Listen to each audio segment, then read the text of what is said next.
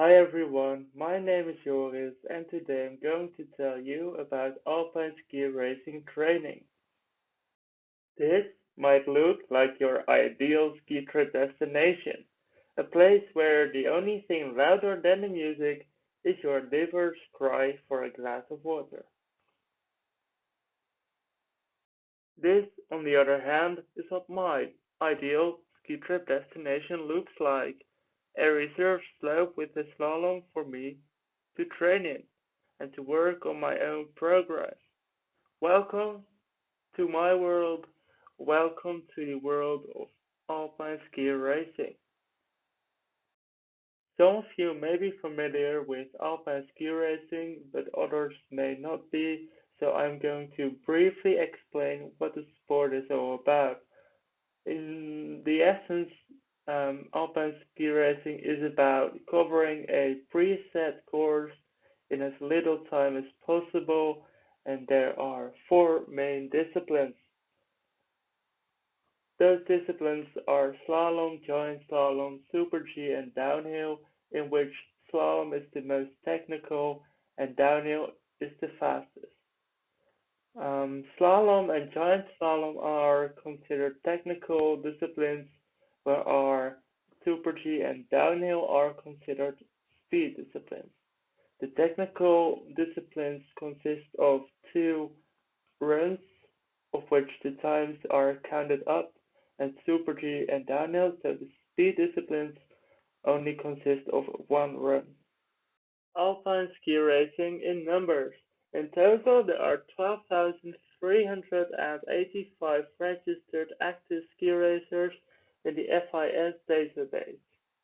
The FIS is the International Ski Federation, and an active skier means that he or she is in possession of a license, which means that the total amount of alpine ski racers is higher because not everyone owns a FIS license because it's only required for official FIS events.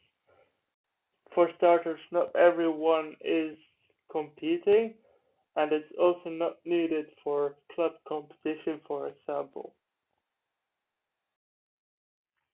Here are the five most contributing countries to the total number of alpine ski racers. What might be surprising is, first of all, to see Japan in this list. Japan isn't really known as a ski country, and they only have a few ski racers on top level. But it's a big country, and skiing is pretty popular there. Another thing that might be surprising is to not see Austria or Switzerland in this list, but I think it also has to do with the low number of inhabitants in those two countries.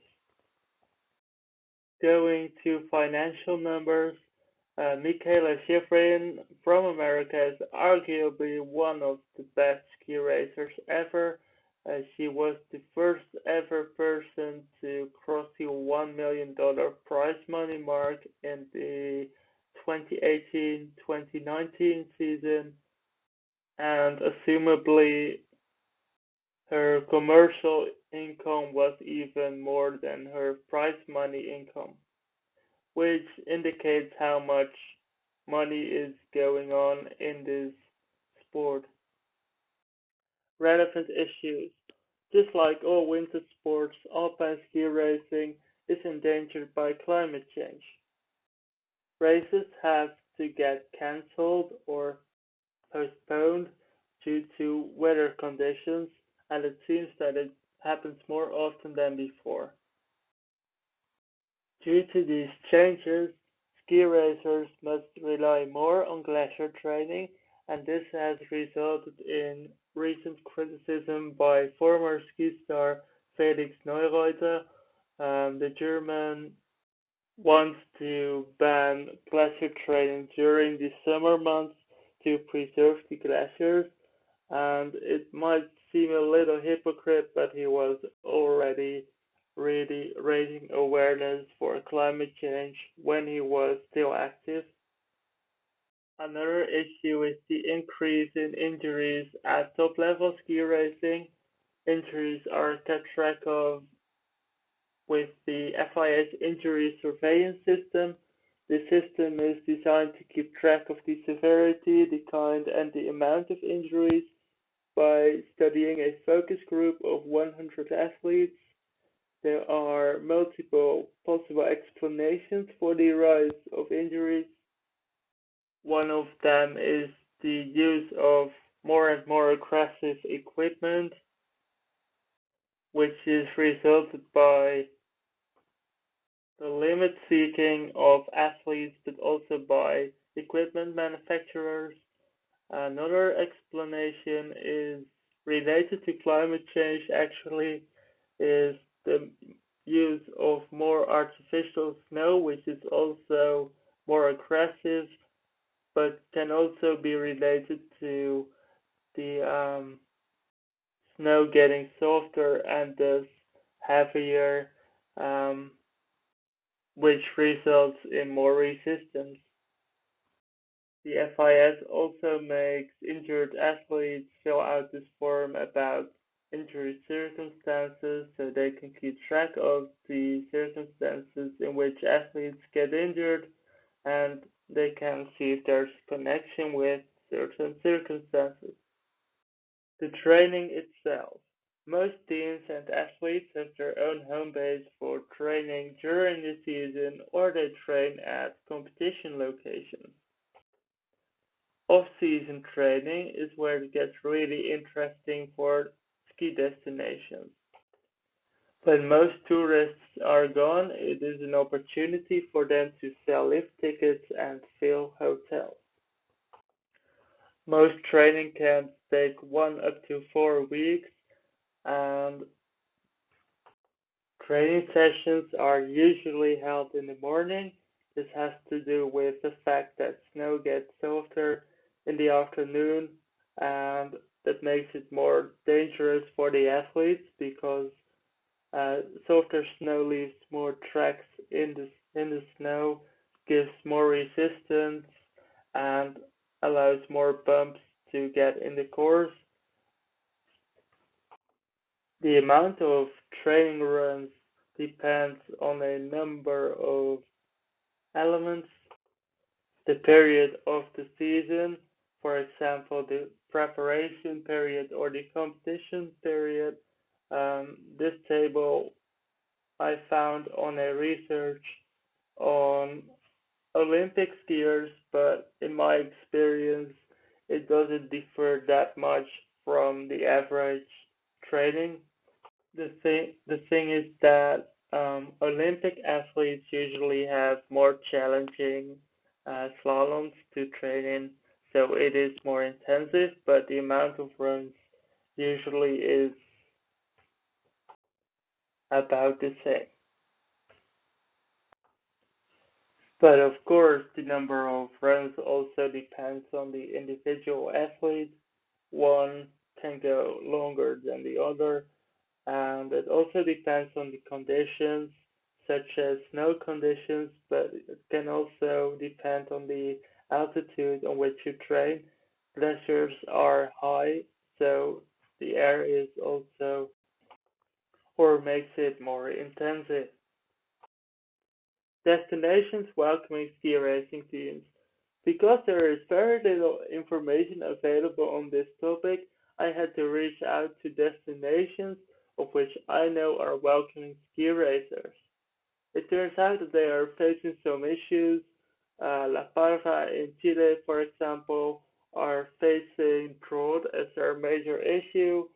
It's it, it's causing a lack of snowfall, and it also makes it really hard to make artificial snow because it takes a lot of water. The major issue to Zermatt in Switzerland, for example, is the melting of the glacier during the summer months, which forces them to adjust the lifts every 2 weeks, and to me that is really shocking. The destinations don't really see a growth nor a decline in the number of teams and athletes going their way, and they don't really do any marketing towards them. The reason teams are coming is based on the limited options they have, and they usually go to a place as close as possible to save on traveling costs. And on the other hand, um, destinations do offer special facilities for teams. For starters, they close slopes for teams to train on safely, and as I've told before, teams do like to train early in the morning, so they open up the lifts earlier for them. And in Hintertux in Austria, for example, they open the lift earlier for um, for trainers so they can set up their slaloms, and when the skiers are getting up, they can get started straight away. Um, at Dubai, also in Austria, teams don't have to pay for booking their slopes, but they have to get registered. It is for free, but they have to fill in a liability form, and in total, they have about 1,000 registered teams. In Zermatt in Switzerland, they have special ski service rooms and depots, so technicians of teams or athletes can work on their skis during their training or after their training, but they can also use those rooms as depots for their skis. Destinations use different styles of managing reservations. At Zermatt, for example, they give priority to Swiss national teams, followed by World Cup teams and European Cup teams. After that, it's first come, first serve, whereas in other destinations, they usually use first come, first serve as their method. The number of teams visiting the destinations strongly depends on the destination, but also on the conditions, mainly at La Parva, where the conditions can determine between 7 or 33 teams in a summer. At Zermatt, they consistently welcome about 30 teams, and at Stubai, they welcome around 60 teams. I've now come to an end of my presentation. If you have any questions, let me know down below and I will try my best to answer them as good as possible.